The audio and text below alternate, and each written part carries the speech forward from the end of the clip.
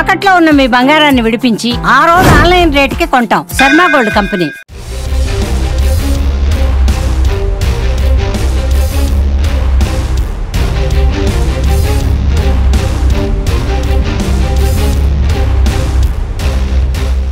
ప్రస్తుతం విజయనగరం జిల్లా గజపతి నగరం నియోజకవర్గం బొండపల్లి గ్రామం కెరటాం గ్రామం ఒక మర్డర్ మిస్టరీ గురించి ఇప్పుడు తీవ్ర కలకలం రేగింది. ప్రస్తుతం ఆ మర్డర్ అయిన వ్యక్తిని ఎవరైతే ఉన్నారో కృష్ణ అనే వ్యక్తి పోస్ట్ మార్టం కూడా నిర్వహిస్తున్నారు. మనం బ్యాక్ విజువల్లో కూడా చూడొచ్చు. పోలీసుల ఆధ్వర్యంలో అదేవిధంగా వైద్య సిబ్బంది గ్రామస్తుల ఆధ్వర్యంలో కూడా పోస్ట్ మార్టం నిర్వహిస్తున్నారు. ఇది హత్య లేక ఆత్మహత్య లేదంటే సాధారణ మరణం అనేక కోణాల్లో కూడా అక్కడ దర్యాప్తు అయితే జరుగుతుంది. సో ఇప్పటి వరకు మనం విన్నాం, సాయి అనే వ్యక్తి వివాహేతర సంబంధం కారణంగానే తన్ని మర్డర్ చేసి సాధారణ మరణం కింద చిత్రీకరించారు. అదేవిధంగా కుటుంబ సభ్యులను కూడా బెదిరించారని. అదే ఎవరైతే మృతుడు కృష్ణ ఉన్నాడో వాళ్ళ వైఫ్ కూడా చెప్పింది జరిగిందంతా. సో వాళ్ళ అబ్బాయి కూడా మన ముందు మాట్లాడుతున్నాడు. నాన్న, అసలు ఆ రోజు ఏం జరిగింది? మీరు మీ ఫాదర్ని సాయి అనే వ్యక్తి తీసుకొని వెళ్ళాడు బయటికి, వాష్రూమ్కి వెళ్తామని రాఖీ పండుగ రోజు సాయంత్రం. ఎన్ని గంటలు తీసుకెళ్ళాడు? అసలు వెళ్ళిన తర్వాత ఏమైంది? ఈవినింగ్ 6 o'clockకి తీసుకెళ్ళి అట్నుంచి మళ్ళీ నైట్ 11:30 to 12 మధ్యలో వచ్చాడు. డాడీ మయాన్స్ అంటే తాగిన దగ్గర అక్కడ ఉన్నాడు అని అన్నాడు. అక్కడ ఉండడం ఏంటి మరి రాలేదని అంటే మందు ఎక్కువైంది కదలలేకపోతుండే, అందుకే అక్కడ ఉన్నాడు. నేను తినడానికి వచ్చాను, తినేసిన తర్వాత ఇద్దరు వాళ్ళు తీసుకొద్దాం అన్నాడు. సరే అని అన్నం వేసి ఇచ్చాను. అన్నం వేసి ఇచ్చేస్తే తినేసి డాడీని తీసుకొద్దాం పదా అని అన్నాడు. డాడీని తీసుకొద్దాం పదా అన్నాడు. డాడీని తీసుకొద్దాం పదా అని అంటే ఇద్దరం వెళ్ళి అక్కడికి వచ్చేసరికి బాడీ మొత్తం ఫ్రీజ్ అయి ఉంది. బాడీ ఫ్రీజ్ అయి ఉంది, బాడీ ఓవర్ వెయిట్ అయింది. ఏడైంది అని అంటే ఏమో తెలియదు, మందు ఎక్కువైంది కదా, ఏదో అయినట్టుంది, మనకి తెలియదు, బండి ఎక్కించండి అన్నాడు. బలవంతంగా బండి అంటే లెగ్స్ బెండ్ అవ్వట్లేదు, హ్యాండ్స్ బెండ్ అవ్వట్లేదు, బాడీ మొత్తం ఫ్రీజ్ అయిపోయింది. ఇక్కడ చెవు నిండా చీమలు పట్టిసే. అప్పుడు అడగలేదా నాన్న చనిపోయినట్టున్నాడు, అసలు ఏం జరిగిందని? అప్పుడు ఎందుకు గోల చేయలేకపోయావు? అప్పుడు అంటే ఇంటికి వచ్చిన తర్వాత మీ మదర్ చెప్తున్నారు అంత అయిందని, అప్పుడు నువ్వు బయట పెట్టలేకపోయావు, అందరినీ పిలిచి ఇలా జరిగిందని? అంటే చెల్లి పడుకుంది, చెల్లి పేక మీద నైఫ్ పెట్టి బెదిరించాడు. ఏదైనా మీరేమైనా గోల్ చేసినా ఏదైనా చేస్తే మొత్తం మీ తల్లిని కొడుకుని కూతురిని మొత్తం ముగ్గురిని చంపేస్తాను, నాకు అసలు పోలీస్ స్టేషన్లో ఏం కొత్త కాదు, ఎవరు నన్ను చేయలేరు, గంజా కొట్టి వస్తాను అది ఇది అని అన్నాడు. అంటే అబ్బాయి గంజా అలవాటు ఉంది, డ్రగ్ ఇంజెక్ట్స్. మరి ఎందుకు అలాంటి వ్యక్తిని అసలు ఎందుకు రానిస్తున్నారు మీ ఇంట్లోకి? ఇప్పుడు అంటే ఏదైనా కావచ్చు, మీ సొంత బంధువు కావచ్చు, మీ మదర్తో పర్సనల్ ఏదైనా కావచ్చు. మరి నీకు ఒక చెల్లి ఉంది, చెల్లి అక్క, తనకి ఇబ్బంది కదా, తన వయసులో ఉంది. ఇలాంటి వ్యక్తి వల్ల ఇంత నేర చరిత్ర ఉంది గతంలో కూడా తెలిసి ఎందుకు రానిచ్చారు మీరు?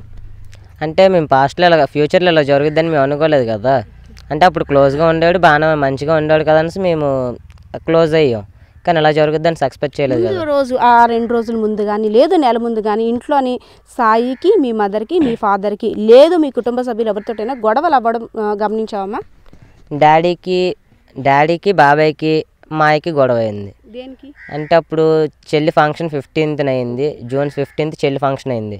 18th 20 ఈ 2 డేట్స్లో ఏదో రోజు సంథింగ్ గొడవ అయింది ఇద్దరికి. ఏ విషయంలో అయిందో తెలియదు. బయటికి వెళ్ళారు, తాగేసి వచ్చారు, ఇద్దరు కలిపి డ్రింక్ చేసి వచ్చారు, గొడవ ఆడుకున్నారు. అక్కడ బయట గొడవ ఆడుకున్నారంట. ఇంటికి వచ్చి ఇంకా గొడవ పెద్ద అయ్యేసరికి ఇద్దరు కొట్టుకునేసరికి బాబాయ్ మధ్యలోకి వస్తే బాబాయ్ని కూడా కొట్టాడు సాయి. బాబాయ్ని కూడా కొట్టేసరికి వాళ్ళిద్దరు కలిపి ఈయన కొట్టడం, ఈడేమో వాళ్ళిద్దరిని కొట్టడం, అలా జరిగింది. మళ్ళీ నైట్ అంటే ఆ నైట్కి శుభ్రంగా గొడవ. మరి నైటు రాఖీ పండగ రోజు ఈవినింగ్ చనిపోయారు కదా, మరి గ్రామస్తులు అంతా ఉన్నారు. నైట్ ఇలా జరిగిందని వాళ్ళు అంటే పోలీసులు వచ్చి అడిగినంత వరకు ఎందుకు ఇంత మదన చంపేస్తాడు అని భయపడ్డావు, ఓకే. కానీ గ్రామస్తులంతా మీకు సపోర్ట్ ఉన్నారు కదా, మరి అదే గ్రామస్తులు ఇది సాధారణ మరణం కాదు, హత్య చేసి ఉండొచ్చు అని ఆరోపించారు కదా, బయటికి ఎందుకు చెప్పలేకపోయారు? అంటే న్యాయం జరుగుతుందని ఎందుకు మీరు హోప్స్ పెట్టుకోలేకపోయారు? హోప్స్ పెట్టుకోలేకపోవడం కాదు మేడం, కాకపోతే వాడు ఏడని బెదిరించడం. చెల్లి హాస్టల్లో ఉంటుంది, మీ చెల్లెల హాస్టల్ నాకు తెలుసు, నువ్వు స్కూల్కి వెళ్ళేటప్పుడు మీ స్కూల్ ఎక్కడో నాకు తెలుసు, మీ మేడమ్స్ వాళ్ళందరూ కూడా నాకు తెలుసు, ఏదో కొంకని బయట తీసుకొస్తున్నావు, ఏదో చేసేస్తున్నావు, మీ చెల్లి కానీ నువ్వు కానీ నా దగ్గర ఉన్నారంటే ఆటోమేటిక్ మీ మమ్మీ వస్తుంది, ముగ్గురిని కలిపి ఒకేసారి వేసేస్తానని బెదిరించాడు. అందుకే నేను రియాక్ట్ అవ్వలేదు. ఇప్పుడు ఏం జరుగుతుందమ్మా ప్రస్తుతం ఇక్కడ? అక్కడ ఎంపీ జరుగుతుంది, పిఎం జరుగుతుంది, పోస్ట్ మార్టం జరుగుతుంది. సో ఇంకేమైనా అంటే మీ ఫాదర్ గురించి ఏమైనా చెప్పాలనుకుంటున్నావా? మీ ఫాదర్ని మిస్ అయిపోయావు నువ్వు, ఇంకంటే ఎంత ఏడ్చినా ఏం చేసినా మరి ఇంకా తిరిగి రారు నాన్న, ఇంకెవరిని పిలవలేవు కూడా. సో అలాంటి వాడికి ఎలాంటి శిక్ష పడాలని అనుకుంటావు? సేమ్ యాస్టిస్ మా డాడీకి ఎలా జరిగిందో సేమ్ ఆడికి అలా జరిగితే I'm so happy. Daddy body మొత్తం ఫ్రీజ్ అయింది, బట్ నెక్ సైడ్ రొటేట్ అవ్వట్లేదు కానీ పైకి కింద రొటేట్ అయింది. ఊగుతుంది పైకి కిందకి ఊగుతుంది, బట్ సైడ్కి రొటేట్ నీకు అవ్వట్లేదు. సెన్స్ తెలియలేదమ్మా, నువ్వు డాడీ బాడీని పట్టుకున్నావు, హార్ట్ బీట్, స్కిన్ ఇదంతా కూడా ఒక సెన్స్, కొట్టడం ఎంత డ్రింకింగ్లో ఉన్నా, ఎంత అన్కాన్షియస్ ఏదో ఒక బ్రతుకునేటట్టు నాడి కొట్టుకోవడం కానీ, లేదు వీపు నుండి ఒక హార్ట్ బీట్ శబ్దం కానీ ఏదో ఒకటి వస్తుంది, ఒక కదలికైనా నువ్వెందుకు గమనించలేకపోయావు? ఇక్కడ బండి ఎక్కేటప్పుడు చీకటిగా ఉంది, ఇక్కడ పాములే ఉంటాయని నేను అదేంటి ఇక్కడ చెక్ చేయలేదు. ఇంటికి వెళ్ళిన తర్వాత చెక్ చేసిన అది హ్యాండ్ పల్స్ పని చేయట్లేదు, నెక్ పల్స్ పని చేయట్లేదు, ముఖ దగ్గర చేయొచ్చు చూస్తే ఊపిరి ఆడట్లేదు. అందుకని ఆయన అడిగితే ఆడు ఇంట్లోకి వెళ్ళాడు, మాట్లాడకుండా ఇంట్లోకి వెళ్ళాడు.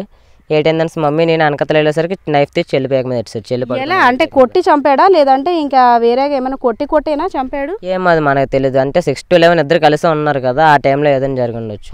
ఓకే నాన్న నువ్వే. ఎస్, ఇదంతా చూస్తుంటే ఒక సినిమాల్లోని కథని చూస్తున్నట్టు వింటున్నట్టు అనిపిస్తుంది. వీక్నెస్ పాయింట్ అంటే పిల్లల కోసం తల్లి ఎలాగైనా వస్తుంది, నా పిల్లల్ని ఏమైనా చేస్తాడేమో అని ఒక తల్లి భయం, నా చెల్లికి ఏమవుతుందో అని ఒక అన్నయ్య భయం, నా భర్తని ఇలా చేశాడు కదా చెప్తే నా 2 పిల్లల పరిస్థితి ఏమో, అంటే ఇదంతా ఒక మిస్టరీలా ఉంది.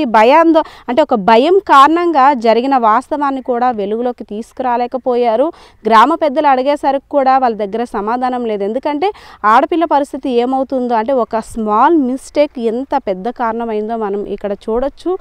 పిల్లలు కూడా అంటే అభం శుభం తెలియని పిల్లలు, వాళ్ళు చిన్నపిల్లలు అయినప్పుడు కూడా వాళ్ళ చేతిలోనే వాళ్ళ తండ్రి చనిపోయి ఉన్నా సరే బయటికి చెప్పలేని పరిస్థితి.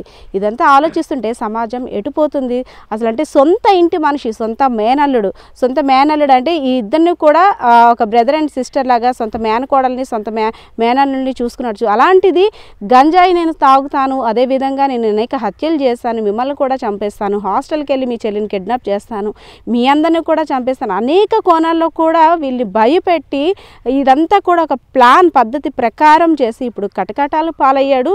అయితే హత్య అనేది ఎలా జరిగింది, ఎందుకు జరిగింది, ఎప్పుడు జరిగింది, హత్య వెనకాతల ఉన్న కోణం ఏంటి, కుటుంబ సభ్యులు కూడా ఇన్వాల్వ్ అయి ఉన్నారా, భార్య రాజు ప్రమేయం ఎంతవరకు ఉంది, అసలు రాజు చెప్తుంది ఫ్యామిలీ మెంబర్స్ చెప్తుంది వాస్తవమా కాదా, అనేక కోణాల్లో కూడా మరికొన్ని విషయాలు అయితే తెలియాల్సి ఉంది. ప్రస్తుతం మనమైతే ఎక్కడైతే కన్నం చేశారో బాడీని అక్కడ మళ్ళీ పోస్ట్ మార్టం చేస్తున్నారు వైద్య బృందం, అదేవిధంగా అధికారులు, పోలీస్ సిబ్బంది కూడా కుటుంబ సభ్యులు, గ్రామస్తుల సభ్యులు సమక్షంలో పోస్టుమార్టం నిర్వహిస్తున్నారు.